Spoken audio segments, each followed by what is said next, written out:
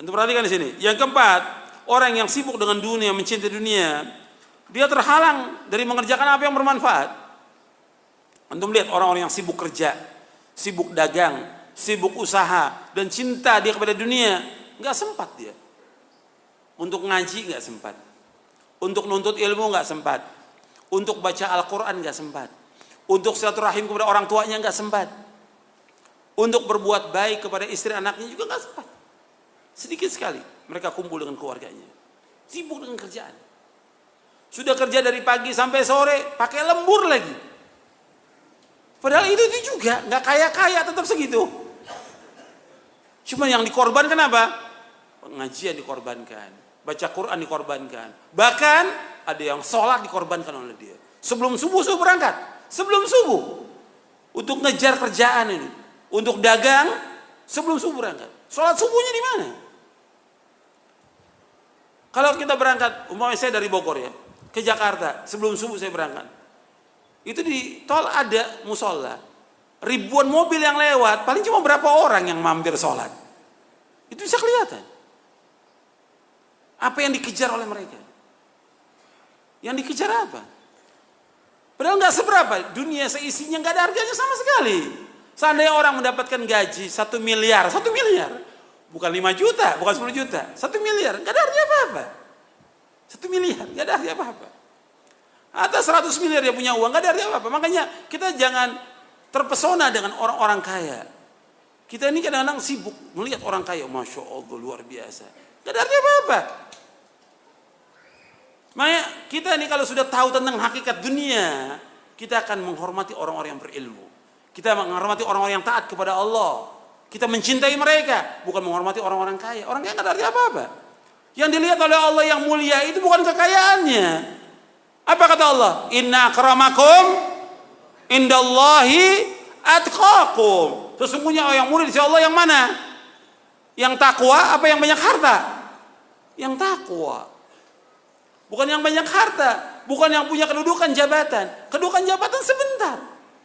Ya, dia dikerumuni orang banyak di saat punya jabatannya, di saat dia punya harta. Kalau hartanya sudah nggak ada, jabatan nggak ada, apa orang mau dekat lagi sama dia?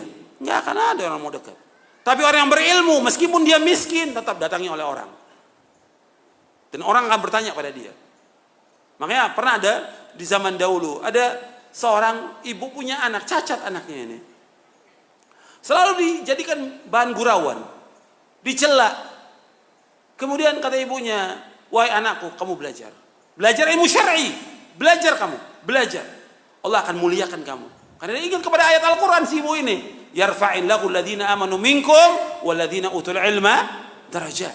Belajar, anak ini terus belajar. Sampai dia berilmu, nggak dicela lagi oleh orang, nggak dihinakan lagi. Semua orang datang, hatta orang-orang kaya datang pada dia untuk belajar. Ya, makanya ilmu tetap. Hormati orang yang berilmu. Hormati. Karena Allah yang memerintahkan demikian dan juga Rasul memerintahkan demikian. Sallallahu alaihi wasallam. Nggak ada suruh menghormati orang kaya, nggak ada. Kalau menghormati orang yang lebih tua ada dalam hadis Nabi yang sahih. Tapi orang kaya nggak ada. Tapi kalau kita lihat, ya orang hormatnya luar biasa. Sama ustadznya salam nggak salam dia. La salam wala kalam. Sama orang kaya ketemu, Masya Allah dipegang tangannya. Gimana Pak kabarnya? Baik. Apalagi kalau lihat mobil depan itu mobilnya bagus. Masya Allah. Dikerubutin sama panitia.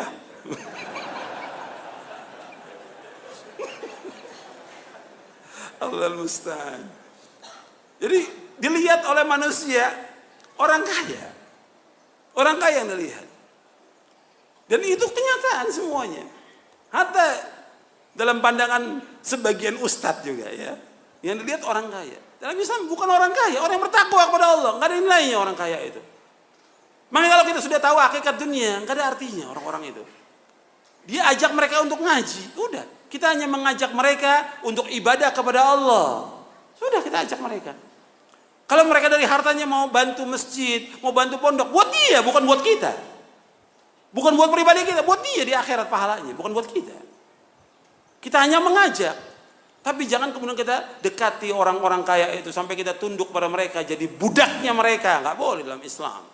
Banyak yang jadi budak, termasuk ustadz banyak yang jadi budak orang kaya. Bodoh. Gitu. Nggak boleh dalam Islam. Diajak mereka untuk ngaji, memahami tentang agama yang hak, agar mereka faham tentang Islam, melaksanakan Quran dan Sunnah. Sampai si ustaz nggak berani negor si orang kaya ini yang jelas melanggar syariat, berbuat maksiat. Kenapa? Uangnya dibeli hatinya dengan uangnya, nggak boleh dalam Islam. Makanya ingat, kita jangan sampai terhalang daripada akhirat ini dengan adanya orang-orang kaya. Saya kembali kepada yang tadi, kata Ibnu Qayyim, orang yang cinta dunia, dia sibuk dengan dunia, sibuk sudah luar biasa dengan dunia ini. Sehingga apa? Nggak sempat ngaji. Anda bisa lihat, bukan mereka nggak ada waktu hari Ahad ini libur, bukan mereka nggak ada waktu. Jutaan manusia punya waktu mereka, tapi mereka nggak gunakan waktunya untuk ibadah kepada Allah, nggak digunakan untuk mengaji, nuntut ilmu, untuk baca Al-Quran, baca buku yang bermanfaat, untuk silaturahim kepada orang tuanya yang melahirkan dia dan mengurus dia, berbakti pada orang tua. Nggak digunakan oleh dia. Makanya melalui justru dia di sini sebutkan membuat manusia tidak sempat terhalang melakukan sesuatu yang manfaat bagi dia di akhirat. Akibat apa? Kesibukan dunia. Banyak yang manfaat buat dia ditinggalkan. Padahal yang kita cari semua yang manfaat. Nuntut ilmu bermanfaat. Baca Al-Quran manfaat. Silaturahim kepada orang tua manfaat. Dan yang lainnya lagi. Itu banyak tidak digunakan oleh mereka.